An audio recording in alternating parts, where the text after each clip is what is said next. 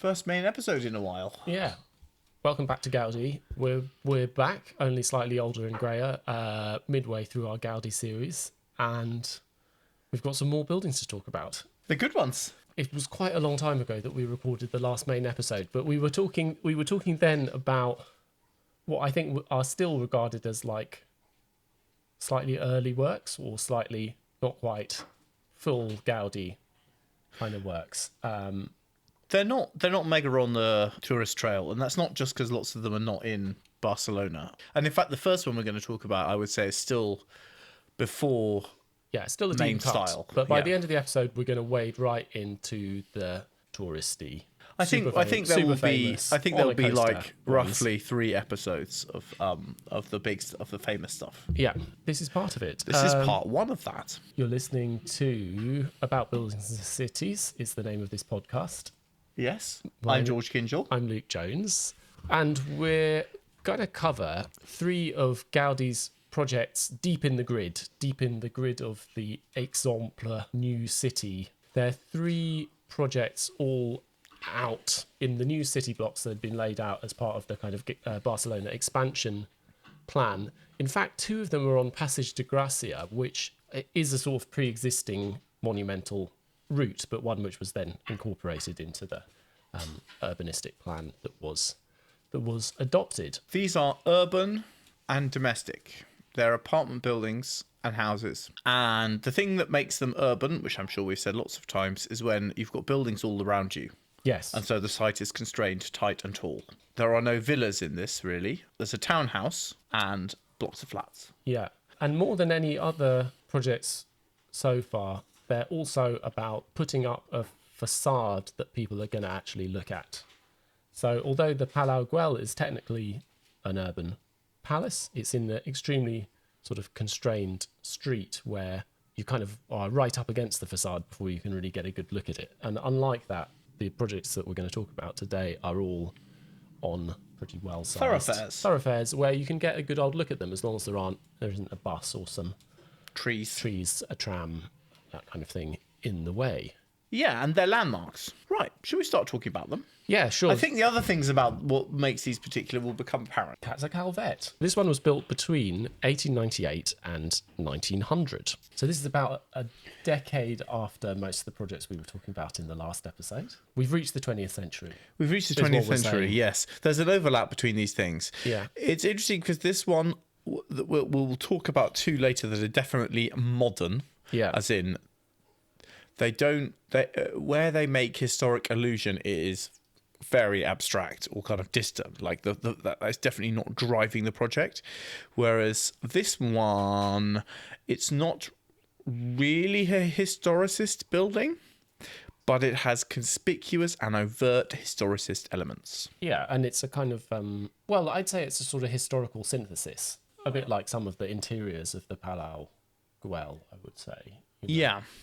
Eclectic. Yeah, it's historical. Yeah. And it doesn't have historical massing, but it is a historicist dressing in a loose, eclectic way of a building. He gets the job because this is another textile manufacturer, so it's someone in the same social circles as Josep Güell. It's a bit of, like the project in Leon, it's got commercial premises, and it's got like a mixture of different things going on. It's got residence for them, and it's also got flats, and it's got kind of various different things happening. I think we could talk about the facade. I'd say there's like 3 things with this project. Yeah. The street facade, which would be the obvious first thing, the interior, and the back. And they all feel like they could be in different buildings. Yeah.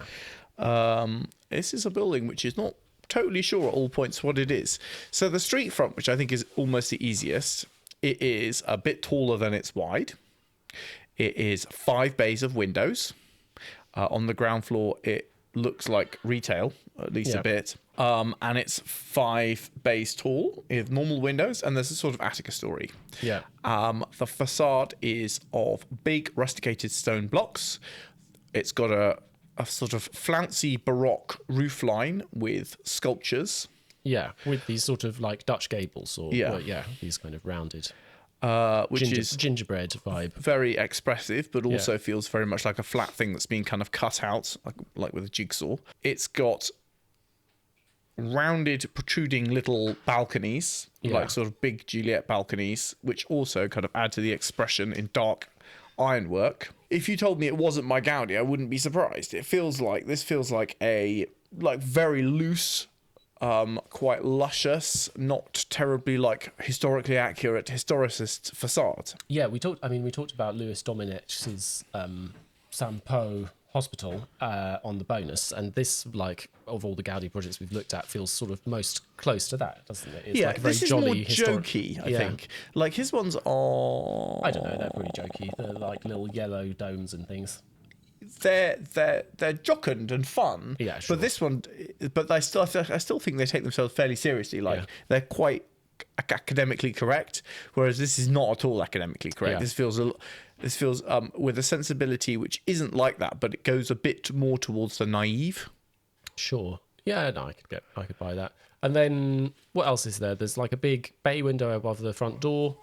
I think there are various little elements on the facade which play on the identity of the client. There are like little bobbins and things. There's sort of little symbolic elements which are like slightly medievalist intention to kind of like symbolize the client and kind of like romanticize a little bit, but also in a funny way. Them and where their money comes from. It reminds me of a bit like the Natural History Museum in Oxford with Ruskin. Yeah.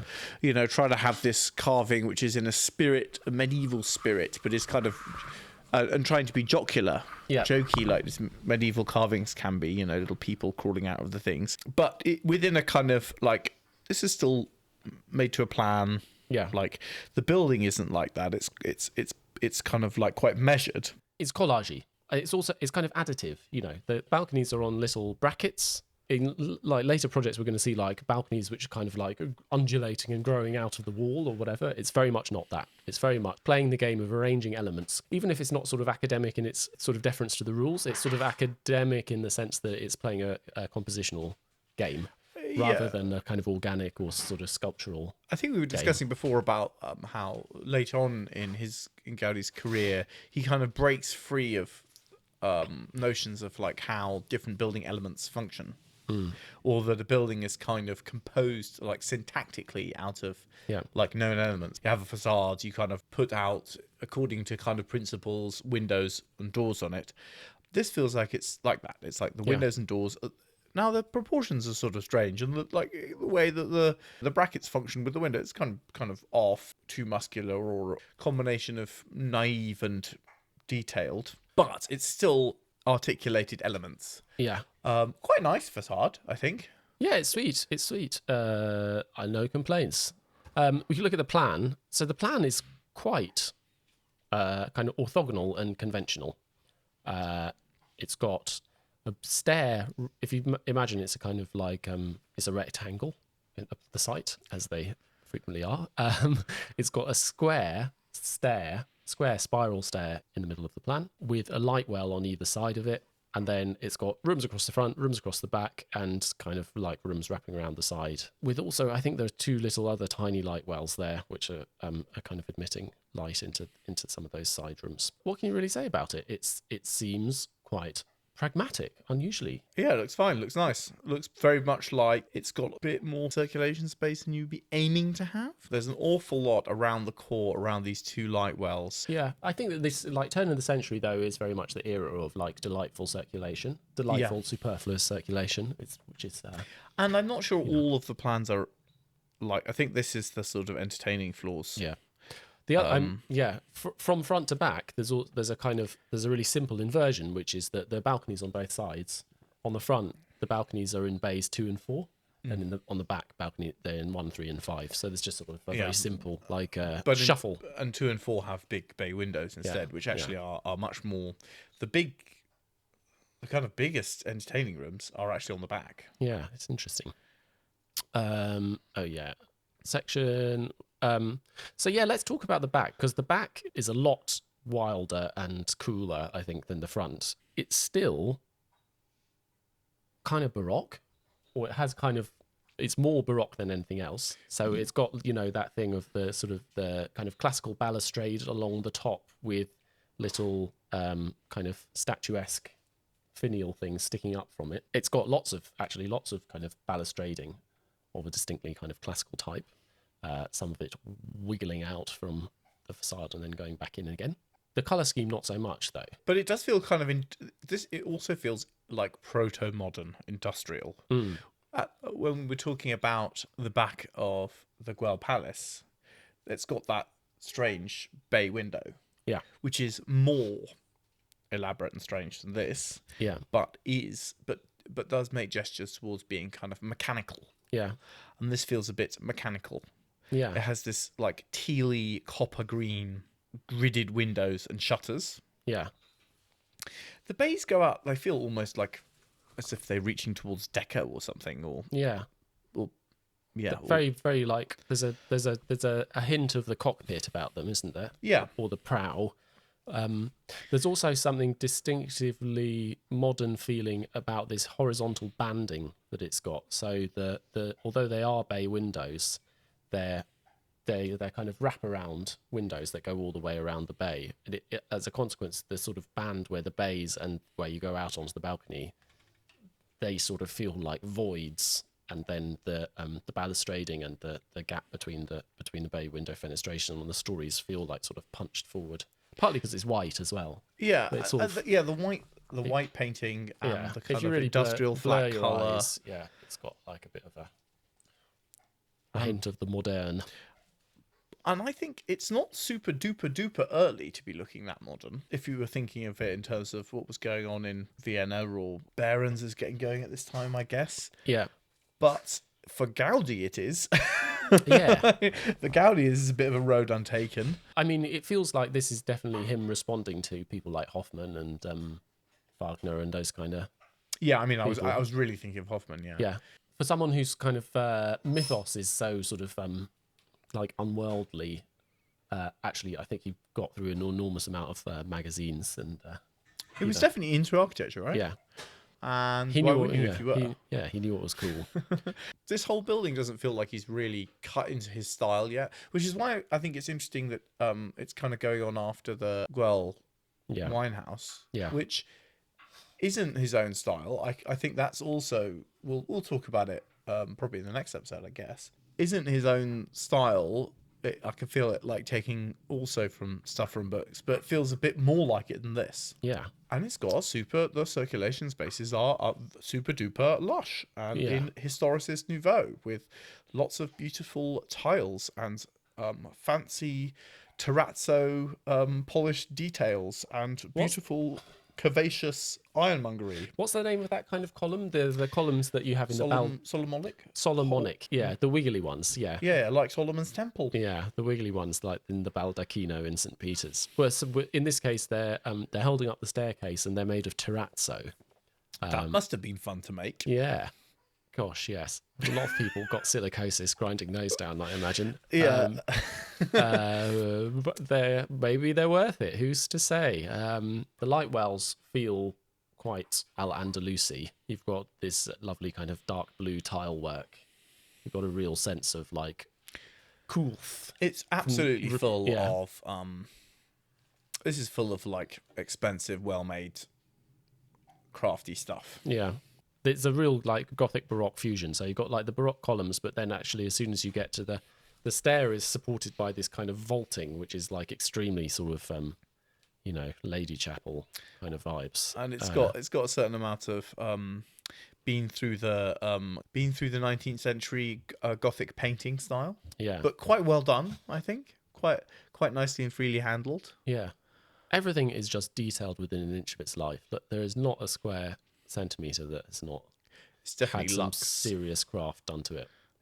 But this one even isn't like a total break the bank project in comparison to the other ones. This feels like him on his reasonable behaviour. I really enjoy I really enjoy his historic eclecticism because I think he does bring a real sort of freedom and, like you say, a kind of jokiness to it, which is very enjoyable. And there's always so much to look at. I think they're lovely buildings, but I don't think the strength of this sort of thing would make him into like the world's favourite architect. No, indeed. I don't want to seem dismissive of things that I think are very nice and very good. And nice may not be the right word, but we're going to see with Gaudí some buildings that I think like deserve their place in the nuclear bunker with the world's greatest artworks. Yeah. And this probably wouldn't make the cut. No. Whereas these other ones we might be cutting out with the space-based laser and taking with us to the next planet. Casa Batlló. This is a private residence built for Mr. Josep Batlló y Casanovas, a textile industrialist. This one is very, very fruity. This one's very fruity. So, they're kind of the familiar type. Textile industrialists also owned a big newspaper, which is the sort of respectable centre Barcelona paper, apparently. They called La Vanguardia. Yeah. The centrist means like liberal, which means pro-industrialist. So, what can you say about this? This was built between 1904 and 1906. It's got this like amazing position. It's on Passage de Gracia, which we mentioned. It's like one of the most monumental streets in the plan, and it's like a pre-existing prestige place to the Grand Canal in Venice. All of those big villas on it. Yeah, it's like that, but for Barcelona, it's got lots of. And this particular corner has got a whole succession of late 19th, early 20th century eclectic, funky. It's got this mega this amazing parade of five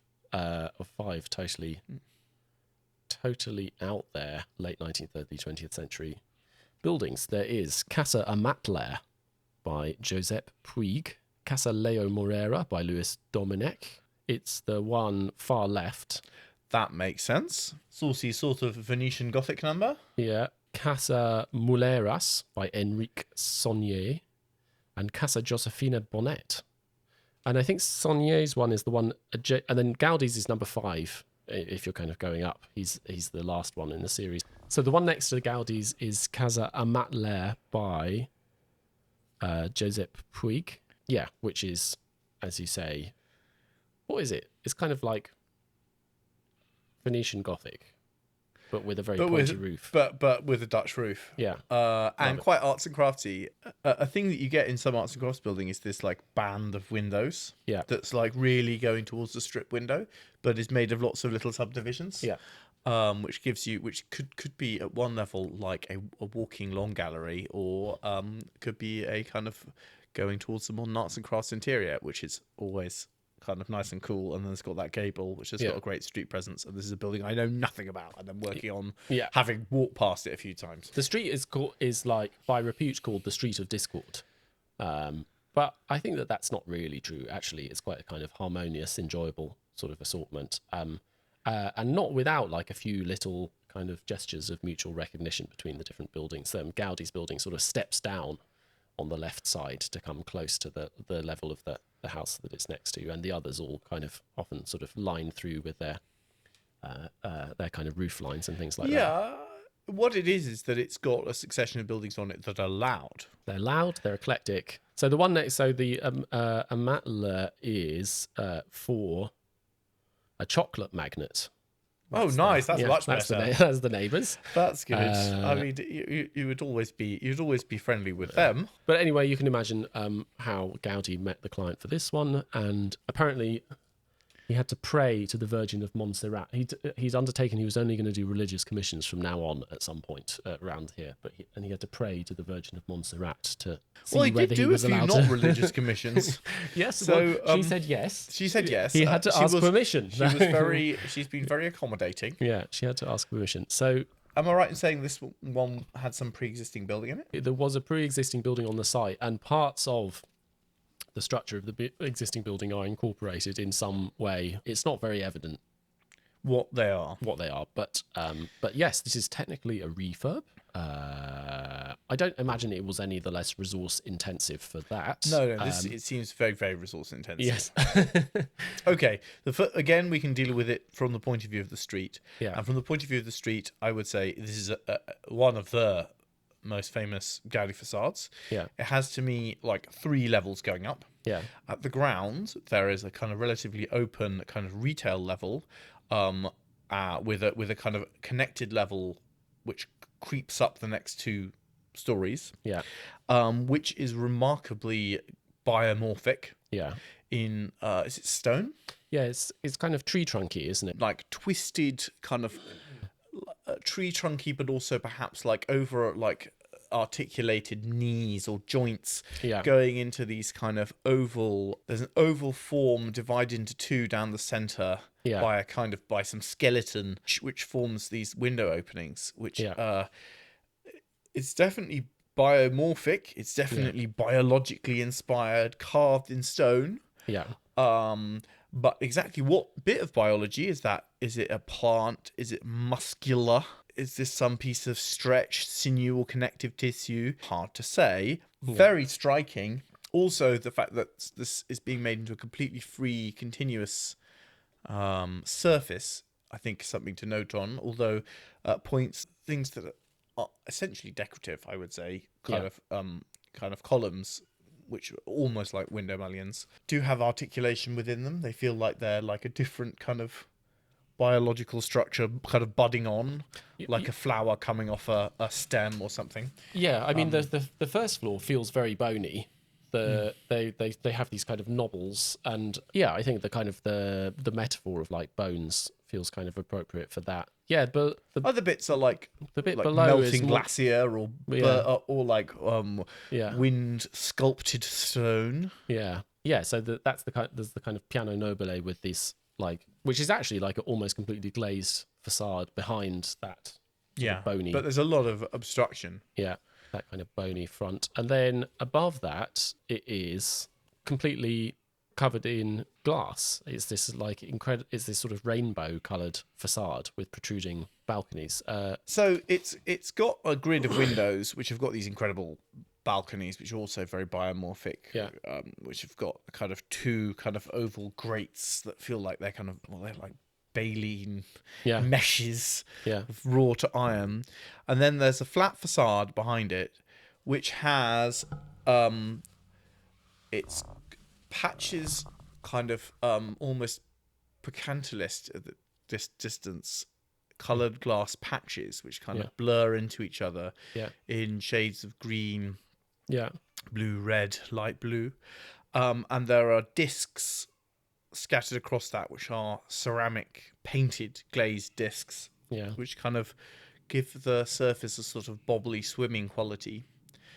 I've only seen it with the light not on it, in a bright setting, and in that setting I found it very much more convincing than it appears in the photograph that we're seeing now, where it looks super contrasty.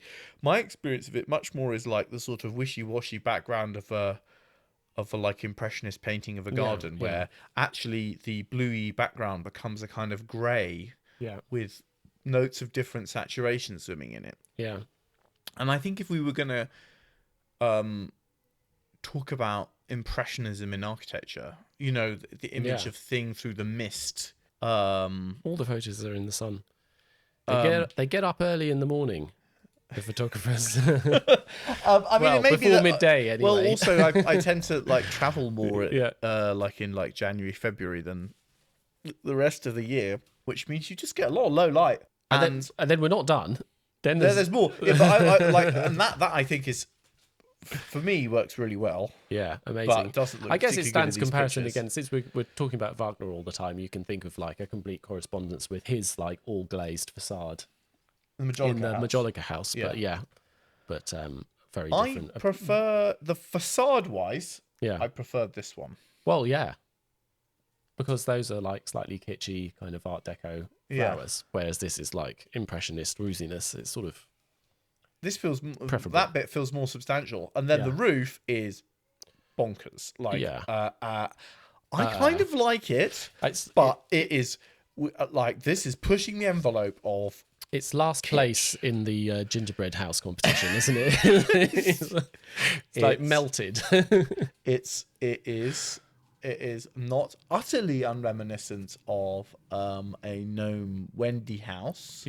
It's got a little tower which is not utterly unreminiscent of a piece of molten icing. It's got a thing which looks like it's made of like, it's got the kind of cornice, more elaborate multi-coloured rainbow cake piping of these sort of turtle Yeah. big glazed things going into each other. The tiles of the roof are like scales, but again, rainbow coloured, although not quite as rainbow coloured as they appear in that picture, Yeah. if my memory serves correctly. Yeah. I think all of these have like had the saturation slightly popped, Yeah. which does not do them any favors. Yeah. I think it's great. It's very know-me. It would not be like I like it. I think it is proper art. Yeah. But it's not out of place in a pantomime. Yeah. Architects don't really do this kind of thing very much nowadays, but like there is a problem of taste, isn't there? yeah. There's a problem of taste on the front facade of this roof. Yeah. Yeah. If you could have done any one of these things on its own, I think it would be lovely. I think all of them together, it feels like a bit too much. I'm still in favour. I just the problem is I've got an id which kind of is in favour and a super ego in favour, but the main voice in my head is telling me this is very bad. This lumpy bumpy like dragon cartoon dragon thing. Yeah.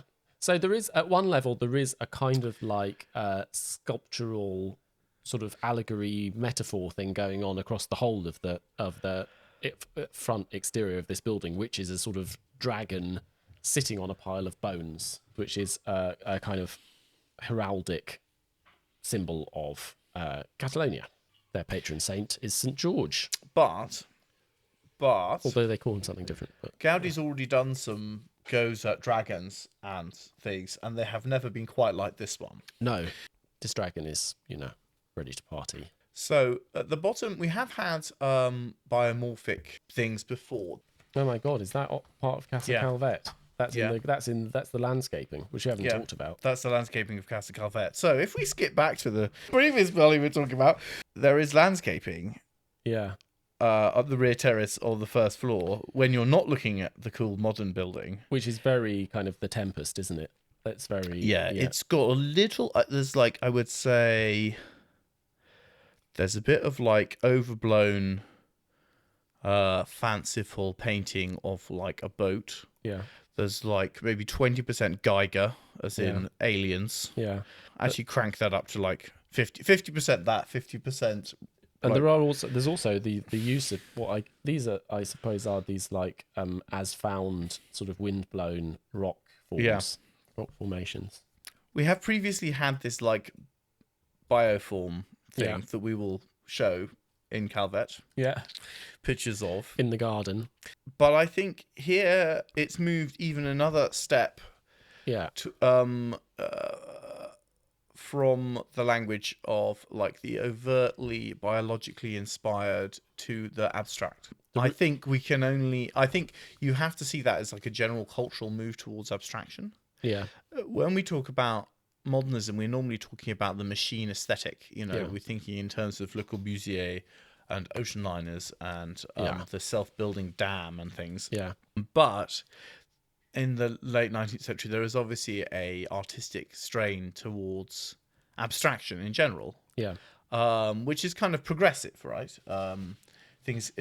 Abstraction in art becomes progressively more acceptable or progressively more established in the avant-garde. Yeah. And I think this feels like an architecture that is moving towards that sort of abstraction. It is not at all an abstraction of minimalism. No. It is a maximalist abstraction. And there are still references. We still got a kind of tower with a guardian cross on it. Some of the forms are somewhat from nature, but kind of reimagined in a fever dream. Yeah. And then some are geometric origin or abstract. But I feel that you've got to put it into that context of the other form of abstraction. Yeah. Abstraction which is like rich and complicated rather than abstraction which is minimalist. Yeah. Yeah. Yeah. We couldn't call this really expressionist architecture. That's a kind of known movement. It's a real thing. I think it would be unsatisfactory to call it impressionist architecture, although some elements of it feel impressionistic, other bits do not. But it is definitely something which feels to me like Gaudí is trying to do something with this broader cultural movement. Yeah. The chimneys are... Now we're onto the roof. We're onto the roof. And as you can imagine, the roof is good. The chimneys are these like fingers with little pointy hats on the top and kind of bosses with kind of flower motifs. and they are coloured in broken glass again, but with it's like camouflage pattern, isn't it? It's like forest camouflage At the base, yeah, yeah. but then the tops with the roundels become very, They become a bit more shiny. smashed kaleidoscopes Yeah. with little red bubbles on top. They're cool. They're cool. Not much more to say about them. They're nice.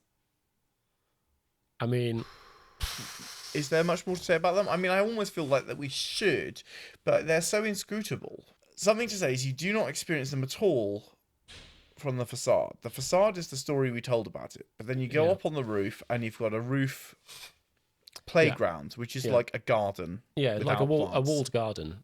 The facade like pokes right up so that the roof is this little sheltered bowl. As in Vincennes, right at the beginning, Yeah. the landscape of nature has become entirely man-made. Things that would be rocks and trees and plants have become strange chimney things. Yeah. And it's a sort of path of over the sloping roof, and the rocks are becoming, the top of this roof line. Camouflage pattern, but it feels like an extreme abstraction of a sort of garden landscape. Yeah. Would be an interpretation of what's going on there. These are pretty complex. How do you think you communicate how to build these? If you're the masons, I think he drew them. do you just draw them? And then I think you go on site a lot. I personally reckon he drew them orthogonally and from a 60-30 perspective. Because that seems to be how he does things in general. In other cases, he would have modelled it. I mean, I imagine he had to model it to design it. Feels like this would be a hard thing to design, except through, manipulation he could do of kind of form, plastic form. Oh well, that's a little speculation. Don't know. I don't know. I don't think it's so impossible though, because he has spent loads of time designing other strange things. Wiggly things. I also feel that the colour work on the surface, which here feels much, much more mature and sophisticated, You'd have to draw that. I feel is both drawn but probably worked up with someone who was going to do it. Like there was a painter who was just spending his whole time making those discs, of which there are, I think, literally hundreds. We finally got a picture where the sun's gone down or it's in the clouds, and it does look lovely actually. It's much more sheeny. It's much better. Yeah. It doesn't work in the light. Lovely, really. lovely. Okay, well, what Got can we plans and say? sections We've got looking at a plan in the section. The street is at the top in this plan. Well, that's a very famous room at the front. This is much more of a sort of recognisably like Art Nouveau sort of plan, where you've got walls going in all different directions. The only part which is really orthogonal is the sort of stairwell light well is more or less rectilinear, which I think might reflect a little bit of sort of retained structure perhaps from the... Yeah, I mean, it feels to me like the structure of this building is you've got strong front and rear facades with a strong second facade, a strong second wall running in parallel to the front facade, and then you've got in the main block 3 bays, which may be retained with the light well and circulation around the centre, and then all the rest of it you could probably knock out, which presumably he did. Yeah. So starting at the bottom, there's a famous bit with this sort of funny alcove, and it's very much an inglenook actually. Yes, isn't it? this is straight out of the English House. This is a textbook inglenook. Yeah. Except it's mushrooms within mushrooms now. We are definitely in the land of the fungus. Yeah, it's like a sort of mushroom-shaped opening with like a little, with a sort of stove in the back and a little inglenook seaty thing. Yeah, I mean, I guess there were like quite a lot of Anglophiles among the in this sort of milieu, weren't there? Yeah. I guess it's like It's everything. a rare really. moment when we had some sort of cultural... Cool. Yeah, we were cool. I mean, this is a general thing, I suppose, with Nouveau, but the wall and ceiling is a continuous undulating surface. Yeah. There's the stairwell very much continues this like dragonous motif. There's a sort of wooden stacked It's got those spine. like big, like carved wooden plates that feel like big scales or something. Yeah, or like a spine, isn't it? I kind of read it as like a spine. Yeah, like cool. spinal. they're good. Like really big pieces of wood. Yeah. That have been Yeah. all individually like very much hand cut. There's a real gradual change of the colours of the walls Yeah. as it goes around. Yeah. The light wells feel less spectacular. There are a few in this building. There are a few showpiece sort of entertainment spaces to do with receiving and entertaining, which are real showstoppers. A lot of the rest of it is a lot more normal-ish. Yeah. But very light and kind of like nicely put together and stylish, but perhaps less exceptional. But yeah, Lucas now got the image up of this. This is the kind of the front room looking out of the front of the house, where you've got that outer layer of kind of bony columns, and then you've got this inner layer of what I imagine is like retained structure, but which has been re-encased. I don't know, how do you even sort of describe this? It's a bit like if you put a sort of finger in the middle of a napkin and twist it. If you were in the inside of a meringue, looking up at the top of the meringue, there's a big chandelier. There was a small, yeah. That's the ceiling. So it's sort of Hobbit Gothic, stained glass, bioform, curtain, window, kind of bubbly honeycomb joinery around the openings. Not many straight lines. No. And then the ceiling is this big swirl. If I remember, it's like painted, got a painted pattern all over it as well. But like painted in like cream and off cream. Yeah, I mean, to me, it feels like a meringue or chocolate thing that's been kind of twisted to a point, coming from, anywhere that something might come from, like the top of a column becomes this sort of sinewing flute, or the edge of a door. And then that goes to a big chandelier in the middle. Yeah. You can't really build something like this unless got some spare time on your hands. You've got some spare time. You can do lots of design. Lads. You've got some very good people who are very good at making things. Yeah. I mean, they can kind of do anything. Like, it's just wall to wall extraordinary craftsmanship, really, this whole space. You could throw a stone and you would 100% hit something that was very hard to do.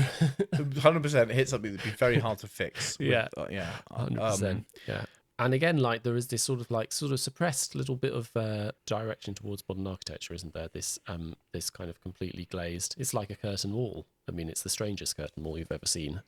Behind the bony columns on the first floor facade, but it is like a complete non-structural glazed there had ribbon. Been for a while different. Like, I guess the first like complete glass walls come in the 1870s or something. There's office buildings in Liverpool, and I guess they were doing similar things in America. And it feels like it's the availability of large pieces of glass at still expensive but possible prices, and people do them in very radically different ways. You can do it Gothic, you can do it kind of taking a cue from industrial architecture and sort of transposing that into luxury. You can do this, which is, if it's a genre, it's nouveau. Yeah. But it's a very particular, distinctive take on it. You can do it in Gothic as well. I think there are Gothic ones. The style wall hasn't come down on how we're going to do these, which would be utilitarian in the end. Real or imagined utilitarianism would be the one that would win. Yeah. Rhetorical utilitarianism. Yeah. I mean, there's so much of this to talk about. It has, as you'd imagine, a beautiful roof space with this kind of vaulting that we've already talked about in this one. Actually, was my favourite of the roof spaces. So it's rendered and it's kind of round. The surfaces are rounded. They feel a little bit like, a plastic Zaha Hadid chair or something. And all the arches are sort of slightly different. It feels a bit like they just made them. Like if you bent a whole lot, like if you got wire and tried to bend a whole load of different bits of wire to make these curves to span these different things, but you did it by hand, so they're all a bit different, and it's this continuous surface. I think it's quite special. It looks lovely. Yes. Oh, and then we just had a couple of pieces of furniture. This one stayed in the family for a long time. There's a certain amount of like original furniture still around. He designed a lot of that as well. I mean, what can you? This piece. So this is a prayer. And I thought, desk. And when I was looking, when we were discussing doing Gaudí, I thought this is the perfect example of why Gaudí is not on the internet. A lot of people have said Gaudí is cool. Oh, really? They disagree with us. Oh, okay. But I would say this is an example of why Gaudí is, to some people at least, uncool. Yeah. Which is that he makes things like this, which are amazing objects. But what it is an extreme piece of total design, ultra luxury Christian bauble. Yeah. So it's a prayer desk, which is a sort of kneeler with built-in little table for putting something on. And I don't really know how to describe it. The top of it is like a kind of stained glass sort of cloche, or it looks a little... Tall ampule. Yes, it's an ampule, isn't it? Yeah. It's like... As if you had got a sort of long bead of glass, blown it. It's got a little kind of tattle on it, except when you get in close, it's incredibly finely fitted together stained glass. With little... It's got like little gold roses erupting out of it as well. And then the lower bit is some kind of like rosewood or veneer. It feels like it's made out of like sort of ropes that have been turned into Yeah, wood. I want to be on the alien spaceship that this is very clearly part of. It's very Geiger, this is actually, isn't it? It's kind of Geiger, but like, but with upholstery added. Like if H.R. Geiger had to design Geiger would something be for your, absolutely for your horrified granny. by the comparison. Yeah, if Geiger was into doing incredibly luxurious retirement homes, Yeah, extreme demonstrative consumption yeah, religion. I think I was brought up with the wrong sort of religion Yeah. for this. yeah, This would be like Cedars an Abomination. This is Yeah. like a contradiction in terms.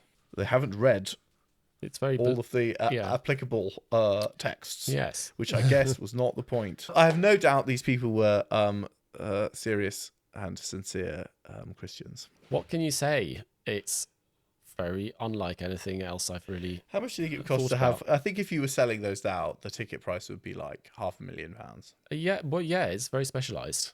It's very specialised. Like they would make like 12. So there's a sort of question with before we finish talking about this one. How much does the metaphor matter, or how important to the appreciation of the architecture is the kind of the narrative that's being represented in it, or on the contrary, is it kind of better if you don't really think about that? I can't necessarily say what's best, but I could say how I read it, which is that I don't really read the metaphor at all at that level, at the level of like a level of a big thing. Yeah, I kind of see it as a succession of things which are to do with. They are metaphors in the sense that they are like transpositions of something that is a shape or weight or light or color that you're familiar with from something else. yeah, The way I read this building now, in terms of the bits that I find most interesting, which is not necessarily the only things that are good at all, is that it is this story of like a kind of a very abstracted transposition of images from other things. yeah, So yeah, it's like a fairy tale castle, or it's like some strange biological thing. The light is and color is impressionist. There's impressionist kind of color painting sort of thinking, yeah, and I'm I haven't had an art history education, but I'm sure they were writing and talking about what they meant when they used these colors a lot, and people were thinking about it, and I'm sure he read yeah, about that, and I'm sure that was something that was theoretical as well as, because I think it's true. I think that like he is someone who is like set outside contemporary theory, and I don't think that I suspect that's not correct. yeah. I think that's conjured out of the void caused by the destruction of his papers, isn't it? You know. Yeah, I imagine he was maybe, and also people want it to be like that. Like it's Yeah. a very desirable thing. And the other thing is, but yeah, like some of the metaphors, like is it that these things are like something from biology? Yes, I think that is a metaphor, and I think Yeah, definitely. I actually think 80% of the pleasure of buildings is not to be had from a kind of wordy understanding of. Yeah, or trying to decode them. Yeah. I asked, There is some.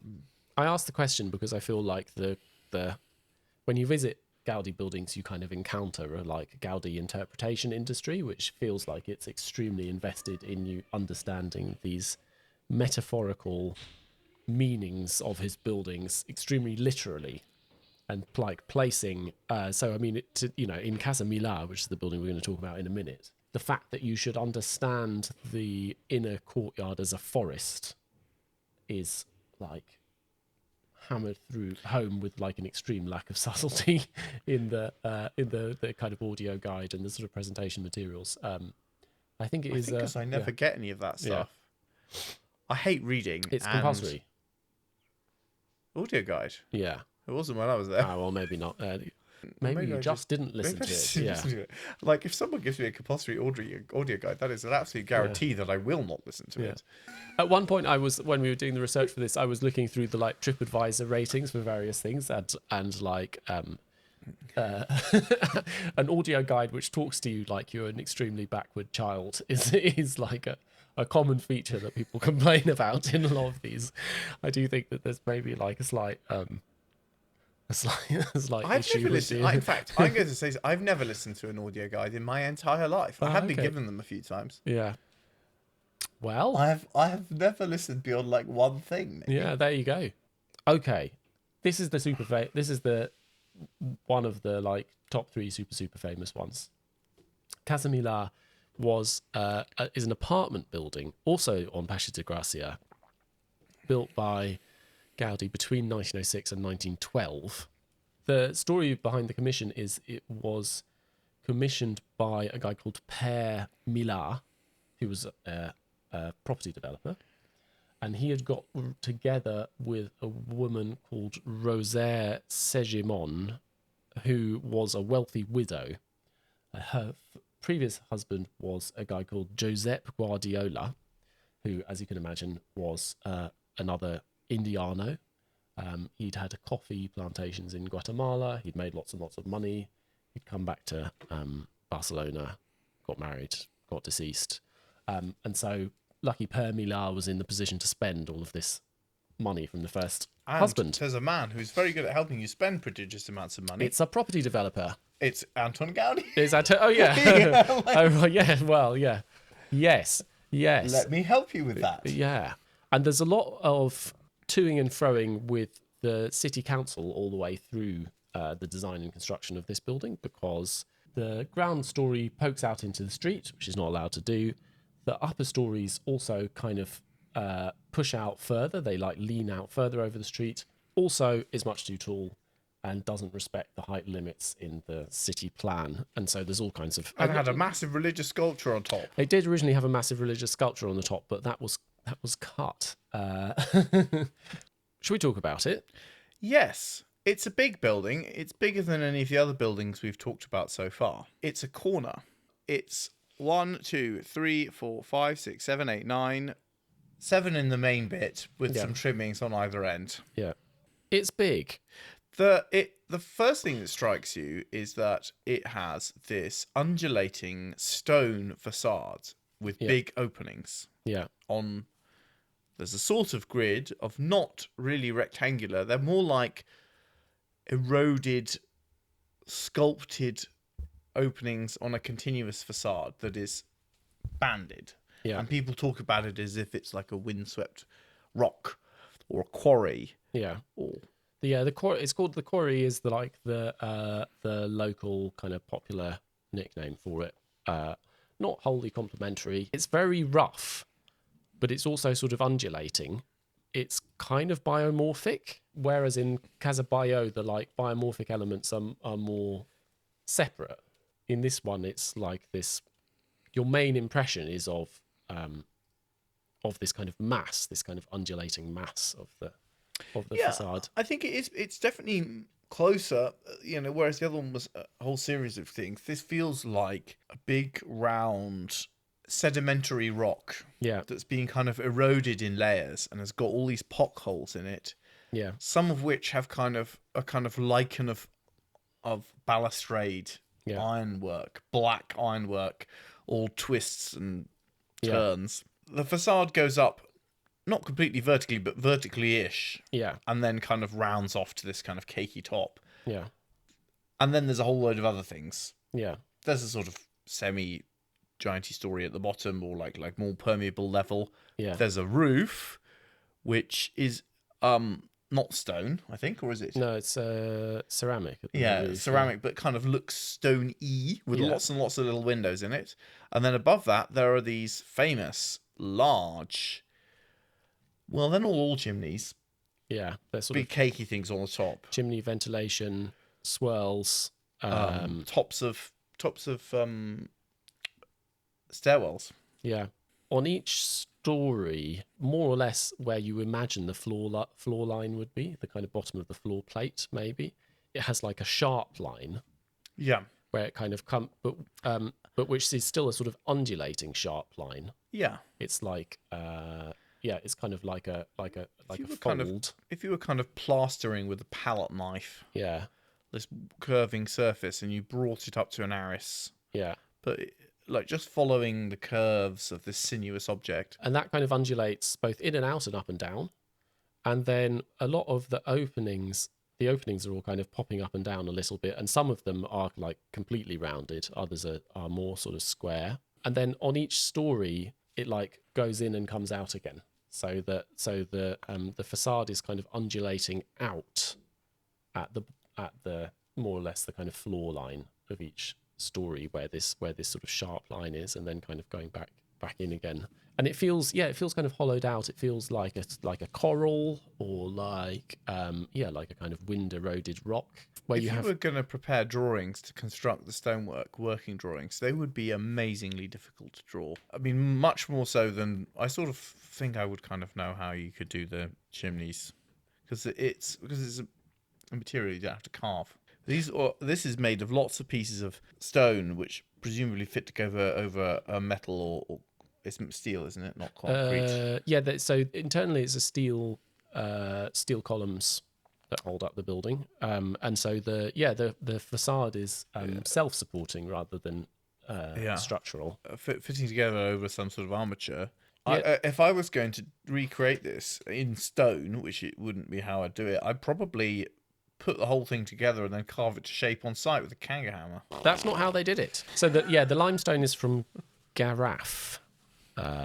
Is the identity of this particular limestone, for what that's worth. In one of Mark Burry's lectures, I think he says that the way that they did the stones on this facade is that they made a plaster 1-to-1, and then they took it up on the scaffold and checked it, and then brought it back down again, or something like that. And then, or maybe they also took the stones up and then took them back down again. There's some like incredibly labor-intensive process that went on in the production of this facade. That so they offered every single piece of stone up. Well, I think you kind of had to, because turned out there wasn't any other real way to do it. We've got this construction photo, which is sort of a little bit hard to know what to make of exactly. It looks very ruinous. It's got a big flag on the roof. Nowadays, there's these trees growing quite close to it, and it's very much feels like you're sort of up against a cliff face or something with these sort of trees growing below. This facade does feel very powerful and impressive. You would not do this in stone now. No, I feel pretty certain. Like even then, it's not something you generally see because it just seems so hard. Yeah, to do. Yeah. It seems so very hard to do, to have this thing, which is really just a facade effect. Yeah. Albeit one that makes the facade feel really like it's just like the whole building is just carved out of a solid block of something, which is an impressive thing. Like on the scale of budget blowing ways of doing a facade, this is really up there. Yeah, it's interesting. So there are also these moments in the stone where it's almost like a little bit of historicism sort of emerges to the surface, like like a kind of I don't know how to characterize it, like a kind of pattern in the clouds or something. Like these little moments where there's a kind of a little sort of sculptural wiggle that appears, or up at the top of the facade there is. Occasionally there are these kind of quasi capitals which appear as a little undulating line, or up at the top of the facade, that the very top of it has this kind of very, very, very low relief kind of drawn on suggestion of a kind of scroll work that's right at the top. It's fun. I mean, that's a sort of fun thing because like when you first look at it, it's definitely the massing of a rock. Yeah. But this is a very different way to do. It's like the program for Petra has been put into this thing, but it's just been executed a tiny bit. But it is also a time when abstracting classicism is popular. Yeah. Los abstracts classicism, but also like Lutyens or but they do it in a very different way, Yeah. which is quite cold, hard, linear. The abstracting it into something which is essentially bioform Yeah. is not common, partly because it, I presume, is very difficult. Yeah. In this building, he has a real joy of a pattern emerging like from a surface. Yeah. So like, like the dust is kind of blown into these like swirling patterns, and that becomes Yeah. Yeah. the ceiling or the wall. Something kind of bubbles to the That's surface. just not easy to do when you have, because with stone where you're removing a surface. If you want to have these things, you kind of have to like leave them and cut them in, and the whole thing just seems very difficult. Then you have these balconies, which are by his assistant Jujol, which are kind of like massive bits of seaweed, or they're kind of Yeah, I was massive thinking seaweed of lichens or mosses growing Yeah. on the crevices of this surface. on like a massive scale, which were apparently drawn 1-to-1. This is the way in which they were worked out. Cool. Yeah. So, you know. Well, I mean, you would presumably have to at some point. Yeah. So when you were that's doing them. that. But which, yeah, they're very kind of three-dimensional, but they're also very the way that they're sort of overlaid onto the facades is also, yeah, like they're kind of creeping across them. It's very organic. Someone who like saw this and thought they were ever going to make money out of this as a speculative development, you would think would not be an experienced property developer. Yeah. Well, I think he wanted to do something extremely cool and to be the talk of the town. And I mean, this is extremely cool. it was extremely cool. It is extremely cool. He was. I mean, it was the talk of the town. Unfortunately, he died, and his widow Was was the one left completing it. And no, I mean, I think yeah, but she put her foot down about a few things. There was meant to be, as you say, like an enormous sculptural thing of the Virgin Mary, or also with like some kind of big roses which were about her name, which she decided that they weren't going to have. I wonder what on earth it could have possibly been like. It would seem to be very strange to me, looking at the building in its finished state. I perhaps lack the imagination to imagine how it could be improved by having an enormous statue of the Virgin Mary covered in roses on the top of it. But no doubt that's because I'm not as insightful as Gaudí in these matters. Yeah, it's so some of the drawings which exist of this still are like a lot of them are the ones submitted to the city council, I think, and they are extremely Which he was lying. extremely minimal. Okay, should we talk about what else is going on? Yeah, so it is planned out in a. I mean, it's a bigger building than he's had to do before, and it has a more complex plan and a more complex section. Yeah, in some ways. It's got 2 big light wells and 2 little light wells. They are also kind of, sort of biomorphic, Art Nouveau-y. There's a sort of ellipsoid one. There's a kind of spheroid one. So the structure is, it's a frame.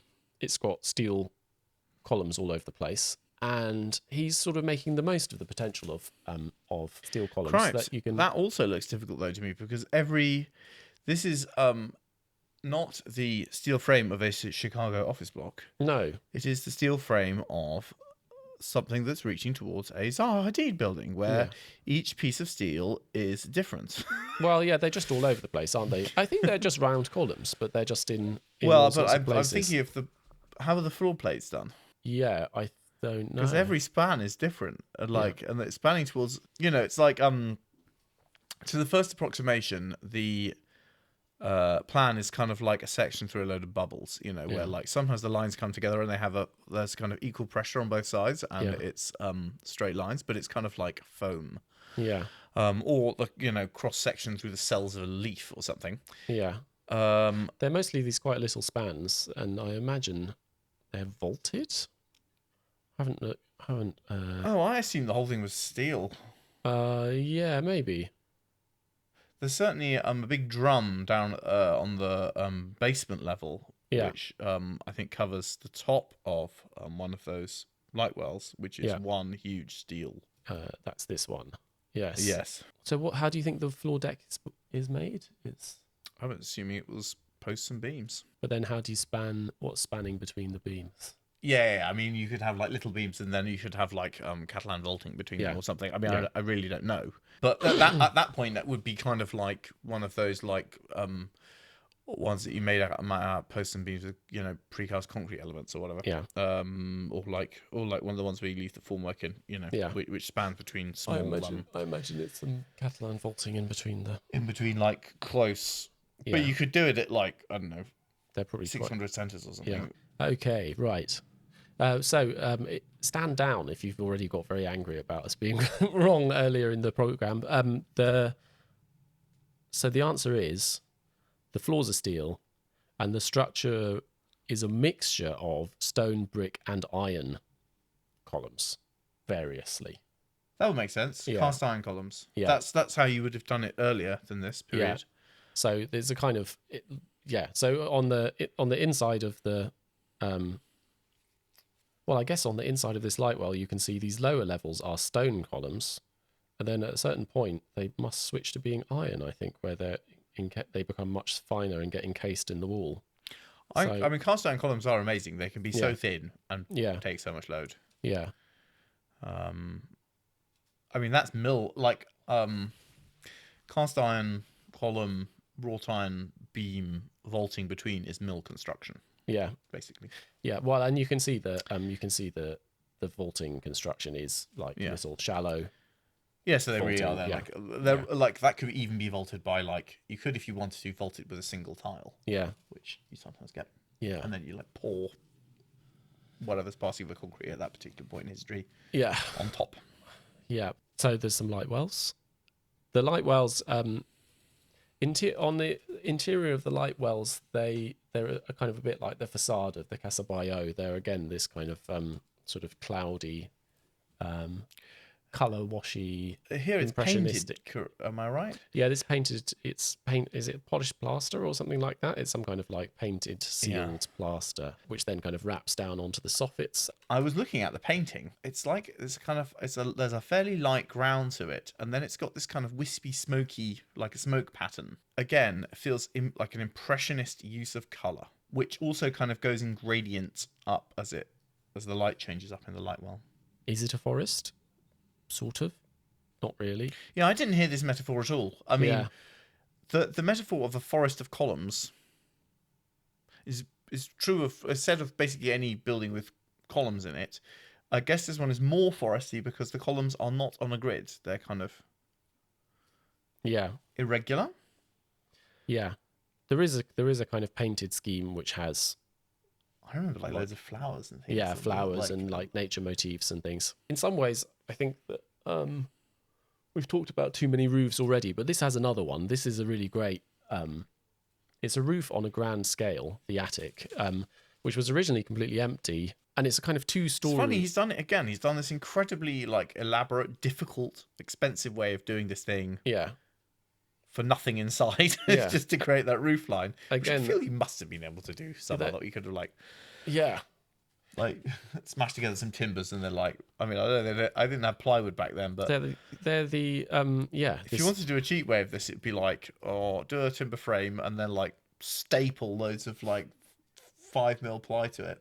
Yeah, well, in for a penny, in for a pound, isn't it? So yeah, they're these kind of like Catalan vaulted ribs. In this case, going all the way around this kind of sort of semi-figure eight pattern around the various light wells. And then on top, again, you've got this sort of roof landscape with its ice cream cones and twisting columns. And I don't even know, like kind of sea jellies, sea cucumber-like forms. I got some pics. Yeah. This one is a sort of... it looks like a big kind of dress yeah. bustling out all around. Sort of 1950s lampshade. Cone, and then it wiggles in and out with a sort of bottle. way. Yeah. This roof, I think, is the most like handsome and here it doesn't have the bright colours and the forms are large as well. Yeah, they're large and they rely entirely for their effect on these kind of formal effects, these sort of sculptural effects. There's all kinds of this stuff is quite hard to design, isn't it? Like how this one that we're looking at on the far left there, which is like a whole series of sort of eyes punch. The man Gaudí, he enjoyed complicated geometry. Yeah. So what's the deal with these? These are like they're sort of like a lot of very shallow cones that have been which are kind of concave. They're all sort of tessellated next to each other, and then they make these strange, irregular, like shapes where they butt up against each other. And then there are these sort of eye-shaped apertures poked through. In his work, he does like move towards a way of working in the kind of form finding with wet plaster. And this to me definitely looks like it's in that kind of world where there are sort of forms, these sort of forms and these kind of overlapping edges, which like in the way I imagine it are created by like having some kind of a wet plaster kind of object and sort of sculpting first one way and then another, so that you kind of get a sharp edge between them. The trouble is, I then start thinking about how you do it, and each time I'm not totally confident. If I could hold it in my hands and play around with it for an hour, I'm sure I'd be able to figure out how you could geometrically construct that. They do feel like processes where you are removing material from. You could, or like at least my method of starting would be you'd start with something and you'd have something which is like a process which is removing material systematically. And you would end up with something like that. That's how it feels to me. So these big ones are very much they're very much with Mr. Whippy, aren't they? They're kind of they're sort of exploring a bit of the same language as the ceiling of the Casa Batlló, but kind of the other way up and much higher. My feeling is that actually these most of these are not so precisely geometrically defined as having looked at them a little bit now. A couple of them might be defined by like a mathematical principle, but I think a lot of these are kind of like sculpted. I guess you could do a maquette and then do a small thing, and but yes, it is definitely something that's made of something with a kind of liquidy property. Yeah, and then they end up covered in this broken tile, but again in white. It's definitely my favourite of the roofs, this one. It's by far the grandest. Yeah, it's picturesque. Yeah, this one doesn't feel so much like a metaphor of a garden as like these are kind of rocks coming up in a kind of undulating plain. Yeah, and it's a sort of landscape as well, because it's got you kind of circling around each of these 4 light wells, too big, too small. Yeah, and each of them. And you've got like different scales. You've got the kind of tops of the staircases, which are these big meringues with kind of craggy crystalline tops, and then there's a few ventilation shafts, which were like the kind of seed pod thing we were talking about earlier, and the guardian like chimney tops, like kind of helmets. You kind of are always left with a succession of, wherever you look, kind of middle grounds going off. And also because obviously you're on a roof, there are things in the distance. You don't see a lot in this image, but you are aware of distant hills. You're very surrounded by the city. And it means that you have this kind of exciting play of strange and visually interesting things. Unlike the other roofs, the top is not flat. The bit you're walking on has got slopes and steps. So you get this, interesting garden walk around objects, which feels a bit like, one of those Japanese gardens where you've got like a series of kind of picturesque, contrived, and yet asymmetric viewpoints. You get a good view of it in Antonioni's The Passenger, which I think we mentioned already. We'll probably do a bonus about it. But you get like a different sense of it as a building as well, because it's that film was shot in, I think, 1973, and you get the kind of outside views of it where it's still got like a big illuminated sign like halfway up it for someone's business that was obviously being run out of the offices, and the top is kind of relatively kind of unoccupied, and you kind of had the run of the place. There's a bit in the film where they go in 73. This is still Franco Spain. It is. Dying days of Franco Spain. Sure, it's like a bit neglected, but you also get like a bit of a feeling of it as a sort of living building rather than a kind of enormous tourist object, which it is now. I think there are still like 4 apartments occupied, but it's almost entirely like across the whole building. It's the big bits full of various sort of Gaudí foundations and exhibits, and somehow it's both like suffocatingly full of people, but also feels like sort of unoccupied. Oh, that's a Yeah. yeah. Yeah, it's dead. Bit sad. You can go around one apartment as well, so I'm not super convinced actually by the internal conditions of the apartments. There's an awful lot of like borrowed light. You know, you've got, I guess maybe these are like servants' rooms or something, but you've got these like inner rooms that borrow light from a corridor, and then none of the rooms are that big. They're all like relatively kind of modestly scaled and generally slightly weirdly shaped. I think there is a floor where the Milà and Segimon had their own apartments laid out, which I imagine were on a slightly larger, grander scale. Although I think she had a very un-Gaudí decorative scheme done to it. Yeah, well, you can do that. You know. Yeah. I think people should be allowed to do what they want on the inside of the flats. Yeah. The flat that you can go around is quite large, but lots of small rooms. A lot of corridor. Like you find yourself skirting like fully one half of these quite large light wells. I feel like it could like comfortably accommodate 2 young children, a couple, and 3 servants. Yeah. Sort of like that. That's probably the vibe. I think the weird plan, it doesn't feel like it's really making the rooms better. No. It's not super making them worse, but I'm not really sure they would be better if all the walls were curved. It would feel more expensive. Yeah. But I'm not really sure rooms I'm not sure like your bedroom needs to have all the walls curved. It's kind of inconvenient. Yeah. In terms of like, if you think about the area on the plan that is available for like rooms inhabited by the owners, it's basically like a thin layer on the front and a thin layer on the back, which is shorter because the back is kind of pushed in because of this corner site. And then this whole like thick middle is stairs, servants' rooms, the odd like kitchen, and these massive light wells. And it's all... Well, I think that all these urban buildings actually, even the big houses, you have like 2 floors